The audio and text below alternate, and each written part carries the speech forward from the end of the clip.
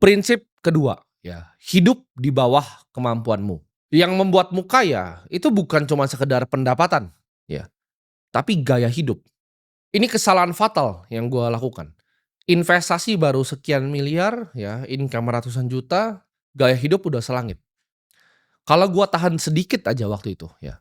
Memang pas awal-awal masih jutaan, itu gua tahan terus ya, jutaan masih tahan ya, puluhan juta masih tahan-tahan dikit. Ketika ratusan juta sampai miliar uang gua, itu gatal pertama tuh dimulai di situ.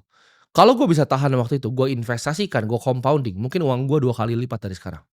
Waktu punya duit sedikit sudah beli beberapa jam tangan Rolex yang murah-murah itu untuk pamer ya, ke teman, ke orang lain, untuk dirasa keren, untuk diakui oleh teman-teman sekitar. Setiap pendapatan naiknya drastis, waktu naiknya kecil enggak, ya. Ketika pendapatan naiknya drastis, nah gaya hidupnya mulai naik drastis juga waktu itu.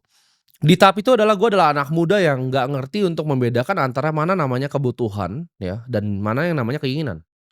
Ini sulit untuk waktu itu gue bedakan. Gue rasa keinginan ini kebutuhan nih, kebutuhan untuk gue pamer, kebutuhan untuk gue cari validasi, kebutuhan untuk gue tunjukin ke semua orang bahwa gue orang paling hebat. Ini harus dibiasakan ya, kemampuan untuk hidup sederhana walaupun sudah mampu hidup yang mewah. Orang kaya yang sejati ya, gue pelajari, orang kaya sejati itu menggunakan uangnya bukan untuk pamer. Tapi menggunakan uangnya untuk bisa jadi pelayan untuk lebih banyak manusia yang lain. Untuk bisa serve, untuk bisa melayani orang lain. Untuk bisa membuat dunia ini jadi sedikit lebih baik.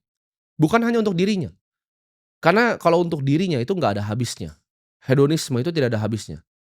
Treadmill itu adalah lingkaran kayak nggak pernah bisa berhenti, ya.